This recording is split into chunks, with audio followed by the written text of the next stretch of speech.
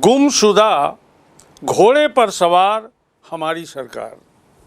गुमशुदा घोड़े पर सवार हमारी सरकार नागरिकों को तानाशाही से लामबंदी क्यों करती है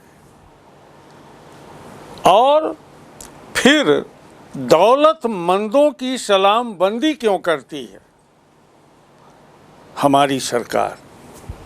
गुमशुदा घोड़े पर सवार हमारी सरकार नागरिकों को तानाशाही से लामबंदी क्यों करती है और फिर दौलतमंदों की सलामबंदी क्यों करती है सरकार।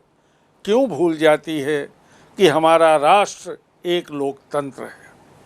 क्यों भूल जाती है कि हमारा राष्ट्र एक लोकतंत्र है और यहाँ का नागरिक गुलाम दास नहीं। वो लोकतांत्रिक राष्ट्र भारत महादेश का स्वाभिमानी नागरिक है। सियासत की यह तर्ज बदलिए, सियासत की यह तर्ज बदलिए। यह कथ्य है ज्ञानपीठ पुरस्कार से सम्मानित प्रसिद्ध कथा लेखिका कृष्णा सोबती जी का।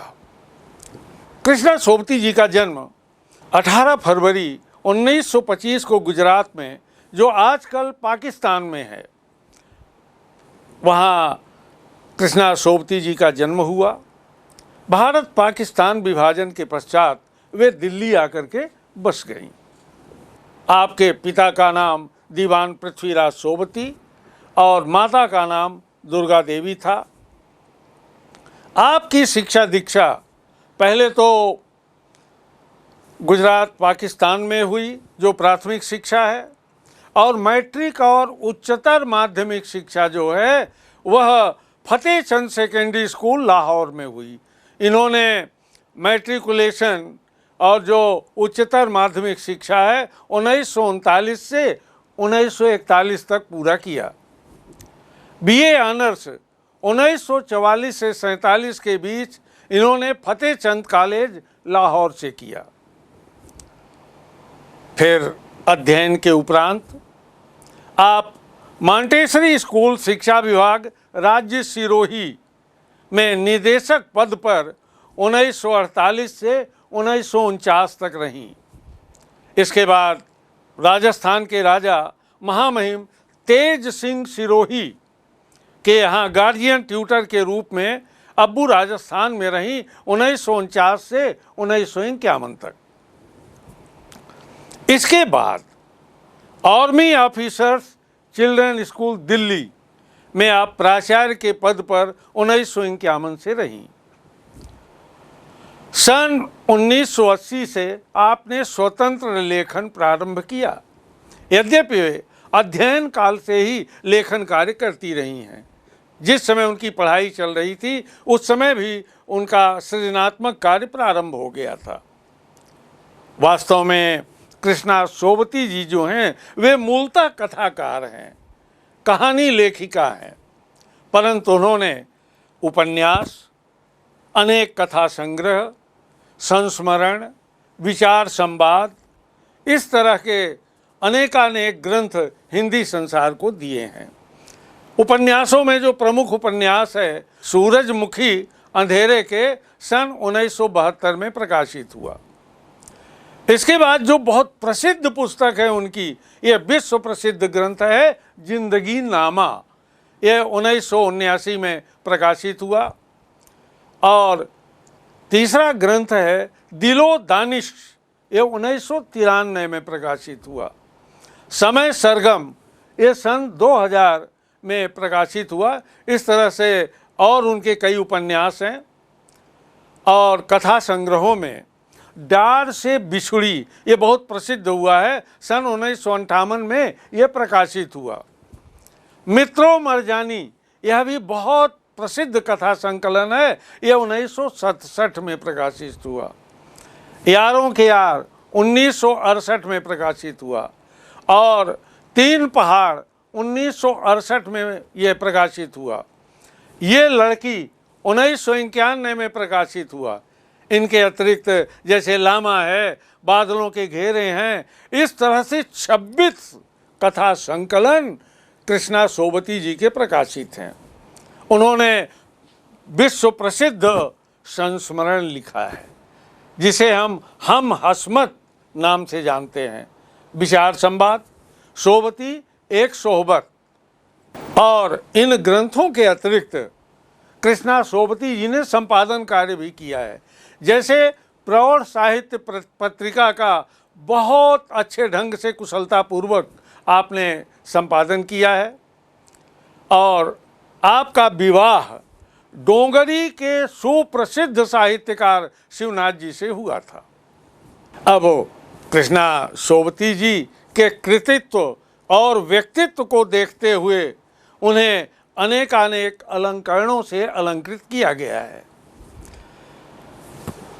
जैसे जिंदगी नामा, जो बहुत ही प्रसिद्ध ग्रंथ है, इस पर आपको साहित्य अकादमी पुरस्कार मिला। ये साहित्य अकादमी पुरस्कार जो है यह 1980 में मिला, और 1981 में शिरोमणि पुरस्कार मिला। 1996 में साहित्य अकादमी महत्तर सदस्यता सम्मान फेलोशिप इन्हें प्राप्त हुई, और 2001 में शलाका सम्मान मिला, और 2017 में साहित्य का सर्वोत्कृष्ट पुरस्कार ज्ञानपीठ पुरस्कार इन्हें प्राप्त हुआ। इसके अतिरिक्त अनेकानेक अलंकरणों से कृष्णा सोबती जी अलंकृत की गई। वास्तव में कृष्णा सोबती जी में विलक्षण प्रतिभा थी, अद्भुत प्रतिभा थी।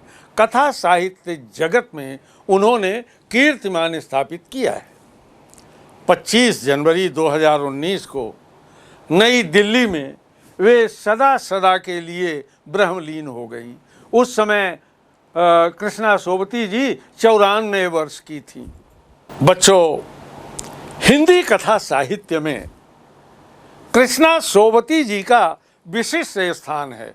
उनके संयमित लेखन, साफ सुथरी रचनात्मकता ने अपना एक नित नया पाठक वर्ग तैयार किया है। उन्होंने हिंदी साहित्य को ऐसे यादगार चरित्र दिए हैं जिन्हें अमर कहा जा सकता है। जैसे मित्रों हैं, शाहनी है, हसमत है, मियाँ नसीरुद्दीन है।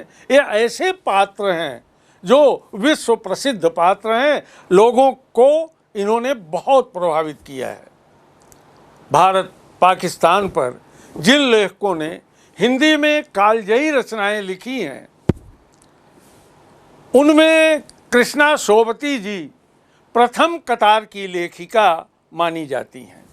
बल्कि कहना यह उचित होगा कि यशपाल के झूठा सच, राही मासूम रजा के आधा गांव और भीष्म साहनी के तमस के साथ साथ कृष्णा सोबती जी का जिंदगी नामा इस प्रसंग में एक विशिष्ट उपलब्धि है। बेलाग कथात्मक अभिव्यक्ति और सौष्ठवपूर्ण रचनात्मकता के लिए कृष्णा सोबती जी जानी जाती हैं। कृष्णा सोबती जी की भाषा शैली बहुत ही सहज, सरल, बोधगम्य, भावानुकूल तथा व्यवहारिक है। उर्दू भाषा एवं मुहावरों के प्रयोग से आपने 4 चांद लगा दिए हैं, और इसके साथ साथ पात्रानुकूल भाषा का प्रयोग, पात्रों के अनुकूल इन्होंने जो भाषा का प्रयोग किया है वह इनकी रचनाओं में देखते बनता है। आपने वर्णनात्मक शैली के साथ साथ चित्रात्मक, संवादात्मक एवं कहीं कहीं पर काव्यात्मक शैली का अनुपम प्रयोग किया है। जब हम इनके साहित्य को पढ़ते हैं तो ऐसा लगता है कि हम कविता पढ़ रहे हैं।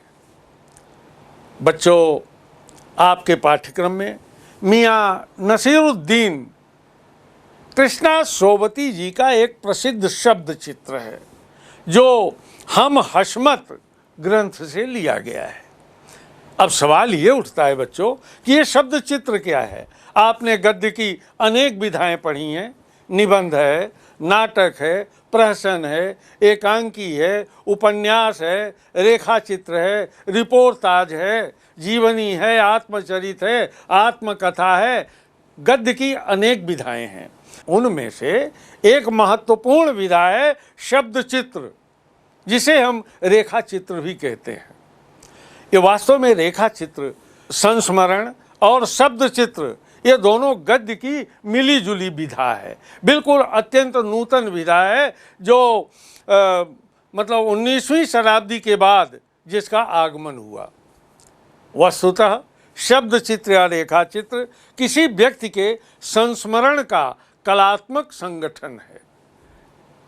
हिंदी के सुप्रसिद्ध विद्वान डॉक्टर नगेंद्र का मानना है कि संस्मरण किसी प्रसिद्ध व्यक्ति के होते हैं, परंतु रेखा चित्र अर्थात शब्द चित्र में किसी व्यक्ति की प्रभावकारी विशेषताओं का जीता जागता रूप प्रस्तुत किया जाता है।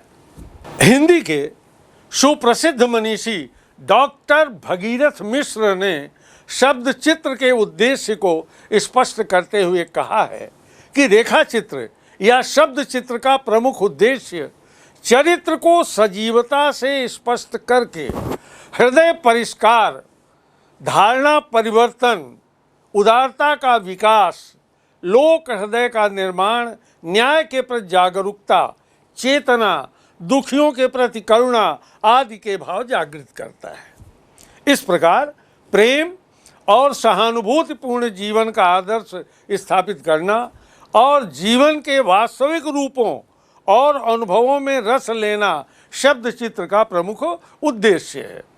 समग्र रूप से रेखा चित्र यानी शब्द चित्र की विशेषताएं हैं जैसे यथा तथ्य वास्तविक चित्रण। इसमें कल्पना का योग बहुत कम होता है। एकात्मकता, एक लक्ष्य, एकात्मकता मतलब एक ही लक्ष्य को अंत तक लेके रचनाकार को चलना होता है। वर्णित पात्र की चारित्रिक विशेषताओं को उभारना ये बहुत महत्वपूर्ण बिंदु है इसका। अपने पात्रों के प्रति लेखक में भावानुकूल संवेदना की अनिवार्य स्थिति चित्रात्मक, भावात्मक, सांकेतिक एवं संक्षिप्त शैली ये महत्वपूर्ण विशेषता है शब्द चित्र की। प्रमुख रेखा चित्र शब्द चित्र लेखक जो हैं कृष्णा सोबती जी के अतिरिक्त पंडित पद्म सिंह शर्मा, पंडित बनारसी दास चतुर्वेदी, महिषी महादेवी वर्मा, श्री राम वृक्ष बेनीपुरी आदि ने कीर्तिमान स्थापित किया है संस्मरण लेखन में, रेखा चित्र में, शब्द चित्र में। अब आइए देखते हैं कृष्णा सोबती जी द्वारा लिखित मियाँ नसरुद्दीन को। इसमें खानदानी नानभाई मियाँ नसरुद्दीन के व्यक्तित्व, रुचियों और स्वभाव का शब्द चित्र खींचा गया है। मियाँ नसीरुद्दीन अपने मसीहाई अंदाज में रोटी पकाने की कला और उसमें अपने खानदानी महारत को बताते हैं। वे ऐसे इंसान का भी प्रतिनिधित्व करते हैं जो अपने पेशे को कला का दर्जा देते हैं और करके सीखने को असली हुनर मानते हैं। जब तक किया नहीं जाएगा तब तक वह कला नहीं आएगी। अब आइए सोबती जी जब मियाँ नसीरुद्दीन के यहाँ जाती हैं उस दृश्य का वर्णन हम लोग देखते हैं। हुआ यह कि एक दोपहरी जामा मस्जिद के आड़े पड़े मटिया महल के गढ़ैया मोहल्ले की ओर ये जो कृष्णा सोबती जी हैं निकल गई। एक निहायत मामूली अंधेरी सी दुकान पर पटापट आटे का ढेर संते देखकर ठिठक गई। सोची सेवइयों की तैयारी होगी क्योंकि उधर सेवइयाँ ज़्यादा बनती हैं, पर पूछने पर मालूम हुआ कि खानदानी नानबाई मियाँ नसरुद्दीन की दुकान पर हम आ गए हैं, वहाँ खड़े हैं। मियाँ मशहूर हैं 56 किस्म की रोटियाँ बनाने के लिए। 56 तरह की रोटियाँ बनाने में उन्हें महारत हासिल है मियाँ नसीरुद्दीन जी को। अब लेखिका कहती हैं कि हमने जो अंदर झांका तो पाया कि मियाँ चारपाई पर बैठे बीड़ी का मजा ले रहे हैं। बहुत ही सजीव चित्र है ये। इसमें चित्रात्मकता देखिए। मौसमों की मार्ग से पका चेहरा, बिल्कुल तपा तपाया व्यक्तित्व, आँखों में काइयाँ, भोलापन और पेशानी पर मजे हुए कारीगर के तेवर, इसी तरह के कारीगर के तेवर होते हैं, उनका आभा मंडल होता है। हमें गाहक समझ करके मियाँ ने नज़र उठाई और उसी अंदाज में उन्होंने कहा, फरमाइए क्या चाहिए आपको। झिझक से कहा, आपसे कुछ एक सवाल पूछने थे, आपके पास वक्त हो तो वो सवाल करूं मैं। मियाँ नसीरुद्दीन ने पंच हजारी अंदाज से सिर हिलाया। बच्चों, ये पंच हजारी जो अंदाज है, ये 5000 मिलिट्री का जो कैप्टन होता है, कप्तान होता है, उस अंदाज में उन्होंने सिर हिलाया। निकाल लेंगे वक्त थोड़ा, पर या ये कहिए आपको पूछना क्या है। फिर घूर कर देखा और मियाँ बहुत ही सोच विचार के बाद उस अंदाज से बोले, फिर घूर कर देखा कृष्णा सोबती जी को और कहा, मियाँ कहीं अखबार नवीस तो नहीं हो? यह तो खोजियों की खुराफात है। हम तो अखबार बनाने वाले और अखबार पढ़ने वाले दोनों को निठल्ला समझते हैं। हाँ भाई, कामकाजी आदमी को इससे क्या काम है। खैर, आपने यहाँ तक आने की तकलीफ उठाई है, पूछिए क्या पूछना चाहती हैं। अब लेखिका कहती हैं, पूछना यह था कि किस्म किस्म की रोटी पकाने का इल्म आपने कहाँ से हासिल किया। मियाँ नसीरुद्दीन ने आँखों के कंचे हम पर फेर दिए, बहुत घूर करके। फिर तरेर कर बोले, क्या मतलब? पूछिए साहब, नान भाई इल्म लेने कहीं और जाएगा क्या? नगीना सास के यहाँ जाना होगा क्या? आईना सास के पास हमें जाना होगा क्या? मीना सास के पास हमें जाना होगा? या रफूगर, रंगरेज या तेली तंबोली से सीखने जाएगा? क्या फरमा दिया साहब, यह तो हमारा खानदानी पेशा ठहरा। इल्म की बात पूछिए तो जो कुछ भी सीखा अपने वालिद उस्ताद से ही। ये मतलब उनके यहाँ का, मियाँ नसीरुद्दीन के यहाँ का ये पारिवारिक पुश्तैनी यह कार्य चल रहा है। मतलब यह कि हम घर से न निकलें कि कोई पेशा अख्तियार करेंगे। भाई, ये बाप दादा का हुनर था, वहीं उनसे पाया और वालिद मरहूम के उठ जाने पर यहीं बैठ गए, उन्हीं के ठिये पर, उसी जगह पर। तब सोबती जी पूछती हैं, आपके वालिद? मियाँ नसीरुद्दीन की आंखें लम्हा भर को किसी भट्ठी में गुम हो गई। सोचने लगा गहरी सोच में, फिर सिर हिलाया। क्या आँखों के आगे चेहरा जिंदा हो गया। हाँ, हमारे वालिद साहब मशहूर थे मियाँ बरकत शाही नान भाई गैढ़िया वाले के नाम से, और वालिद यानी कि हमारे दादा साहब थे आला नान भाई मियाँ कल्लन, उनका नाम कल्लन था। आपको इन दोनों में से किसी की कोई नसीहत याद है? ऐसा कृष्णा सोबती जी ने पूछा। नसीहत काहे कि मियाँ, काम करने से आता है, नसीहतों से नहीं। ये बहुत ही महत्वपूर्ण बात मियाँ नसीरुद्दीन ने कृष्णा सोबती जी से कही कि कोई भी नसीहत, कोई भी ज्ञान, कोई भी शिक्षा ये काम करने से आती है, और जो है नसीहत से नहीं, शिक्षा देने से नहीं, इसे प्रायोगिक रूप से करना होता है। वजह फरमाया है। यह तो बताइए कि आप, हमने भट्ठी की ओर इशारा किया उस समय। लेखिका कहती हैं, इस काम पर लगे तो वालिद साहब ने सीख के तौर पर कुछ तो आपसे कहा होगा, कुछ तो बताया होगा आपको। नसीरुद्दीन साहब ने जल्दी 2-3 बीड़ी के कस खींचे, फिर गला साफ किया और बड़े अंदाज से बोले, अगर आपको कुछ कहलवाना है तो बताए दिए देते हैं। अब आप जानो, जब बच्चा उस्ताद के यहाँ पढ़ने बैठता है तो उस्ताद कहता है कह अलिफ, तो बच्चा कहता है अलिफ। कह बे, तो बच्चा कहता है बे। कह जीम, तो बच्चा कहता है जीम। बच्चों, ये उर्दू की वर्णमाला है।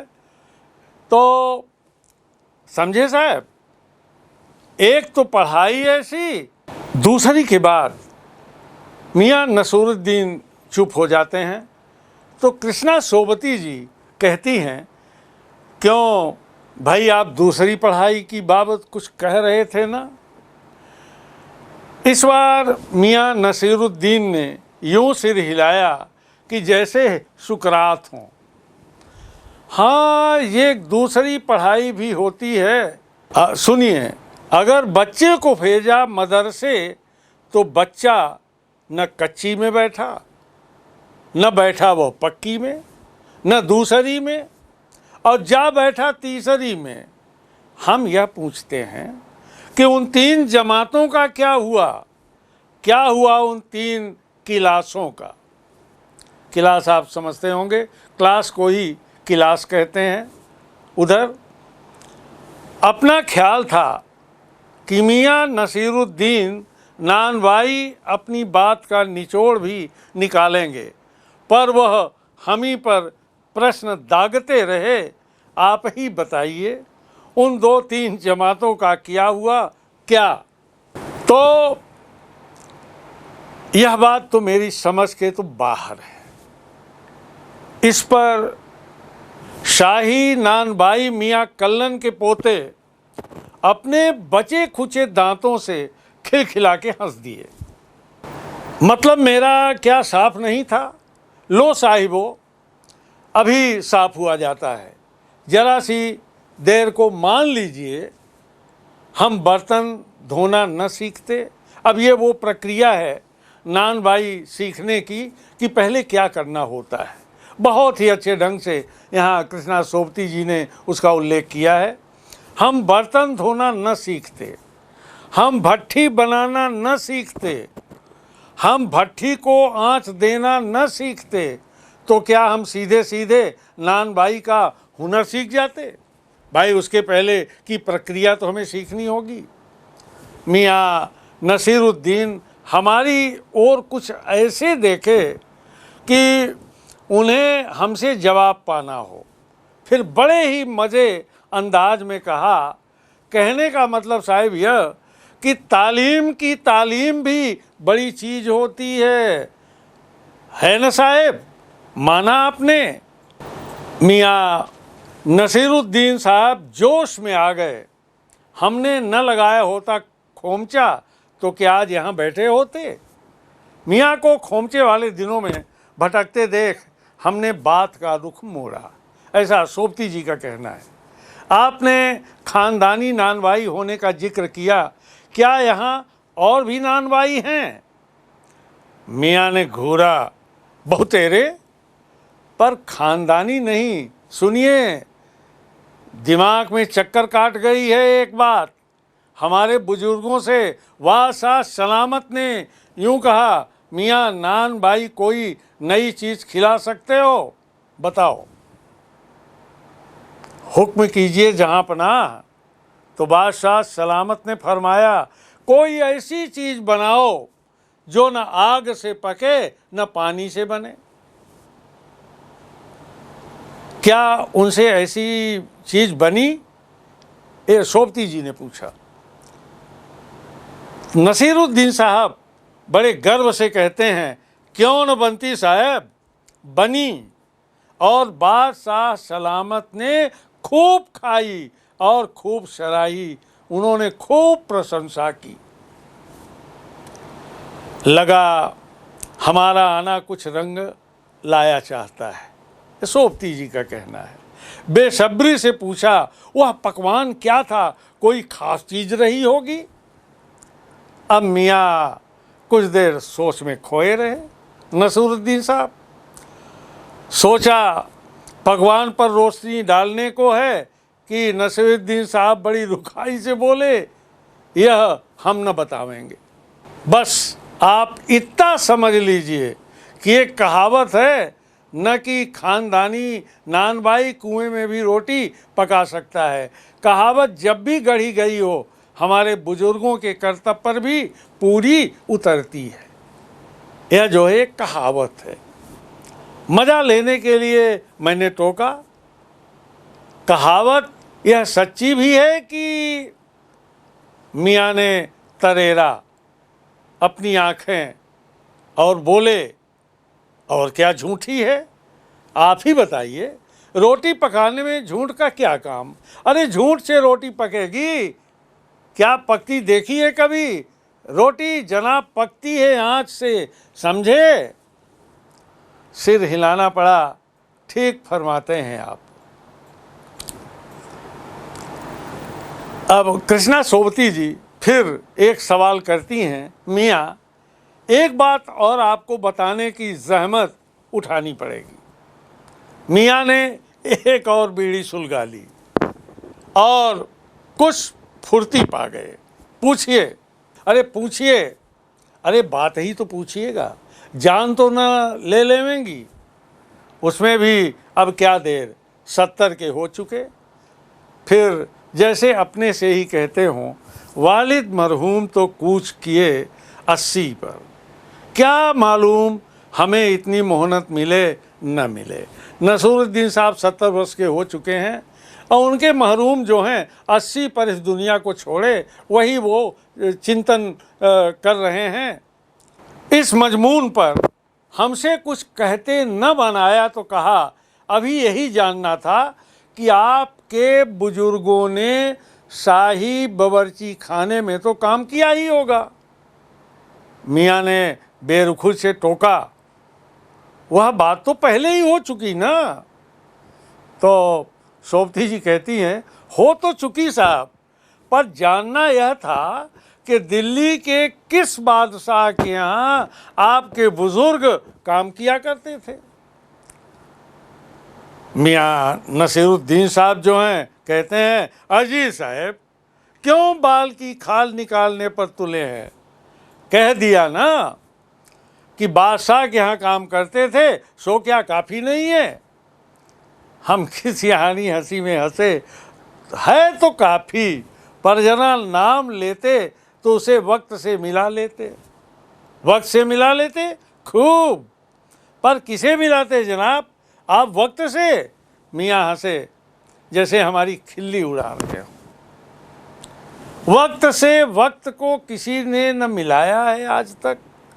वक्त से वक्त को किसी ने न मिलाया है आज तक। खैर पूछिए, किसका नाम जानना चाहते हैं? दिल्ली के बादशाह का ही ना। उनका नाम कौन नहीं जानता? जहां पनाह वासा सलामत ही ना। कौन से? वो बहादुर शाह जफर की? मियाँ ने खींच कर कहा। फिर अलट पलट के वही बात। लिख लीजिए बस यही नाम। आपको कौन बादशाह के नाम चिट्ठी रुक्का भेजना है कि डाक खाने वालों के लिए सही नाम पता ही जरूरी है। इसमें मियाँ बौखला जाते हैं। हमें बिटर बिटर अपनी तरफ देखते पाया तो सिर हिला अपने कारीगर से बोले, अरे वो बब्बर मियाँ, भट्ठी सुलगा दो तो काम से निपटें। तो हमने पूछा, ये बब्बर मियाँ कौन है साहब? मियाँ ने रुखाई फिर जैसे फांक ही काट दी। अपने कारीगर और कौन होंगे? मन में आया पूछ लें, आपके बेटे बेटियां हैं। पर मियाँ नसीरुद्दीन के चेहरे पर किसी दबे हुए अंधड़ के आसार देख यह मजमून न छेड़ने का फैसला किया। इतना ही कहा, ये कारीगर लोग आपकी शागिर्दी करते होंगे। खाली शागिर्दी ही नहीं साहब, गिन के मजूरी देता हूँ।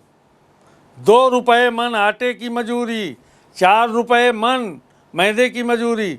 हाँ, ज़्यादातर भट्टी पर कौन सी रोटियां पका करती हैं? मियाँ को अब तक इस मजमून में कोई दिलचस्पी बाकी नहीं रही थी।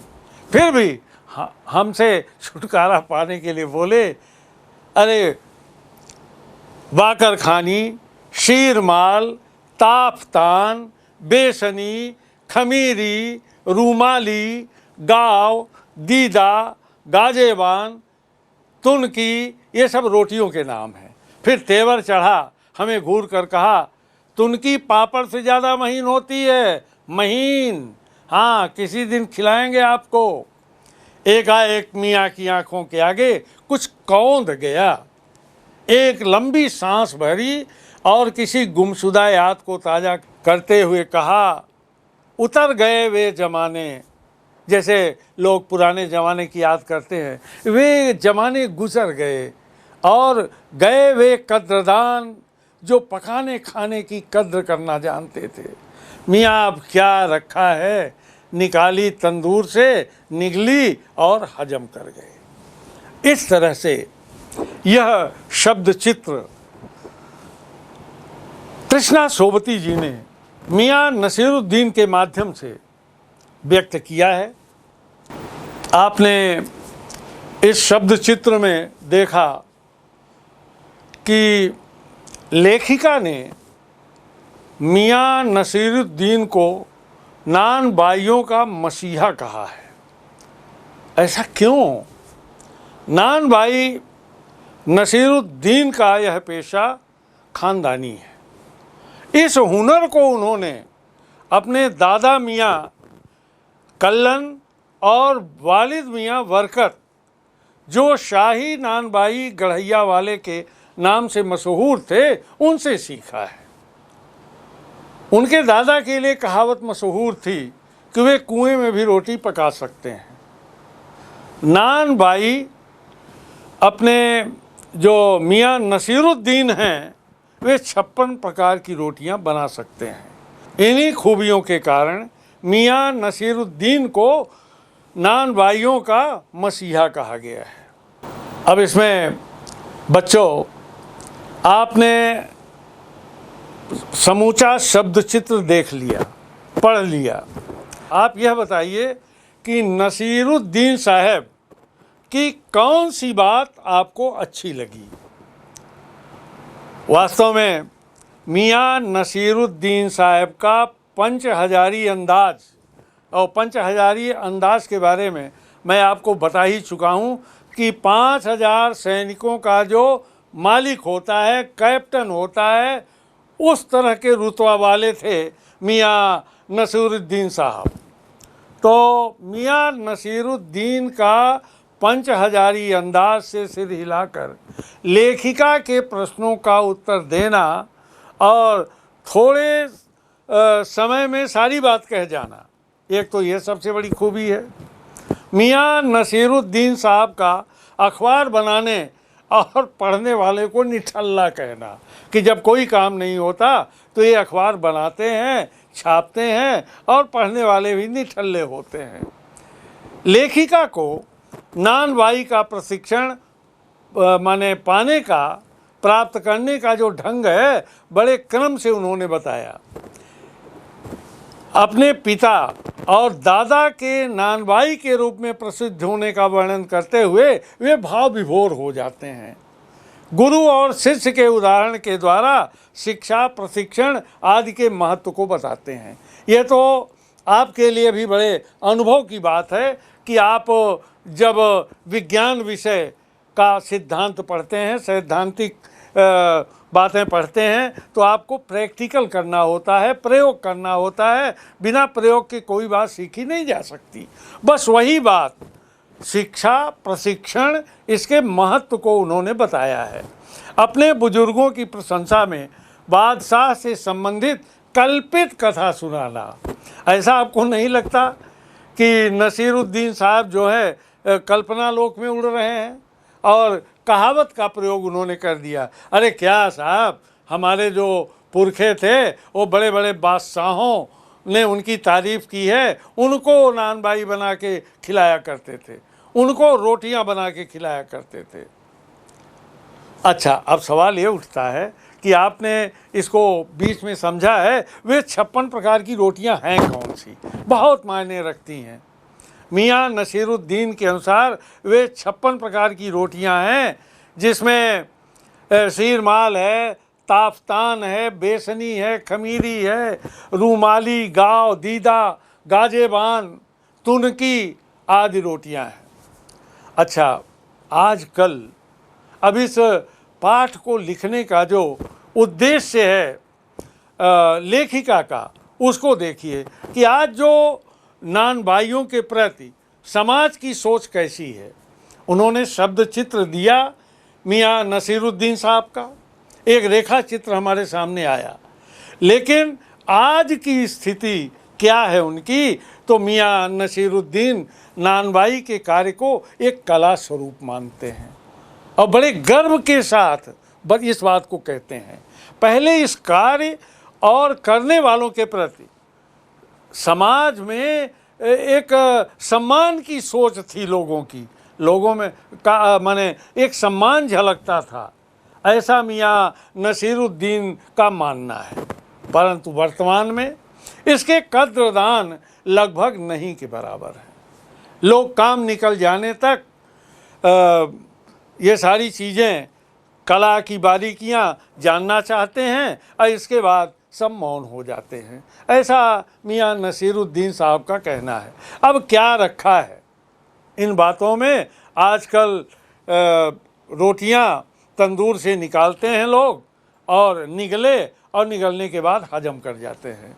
तो आपने देखा इस रेखा चित्र के माध्यम से, संस्मरण के माध्यम से, शब्द चित्र के माध्यम से मियाँ नसीरुद्दीन को एक प्रमुख पात्र के रूप में लेकर के कृष्णा सोबती जी ने एक ऐसा शब्द चित्र खींचा है जो हिंदी साहित्य में अन्यत्र आपको देखने को नहीं मिलेगा।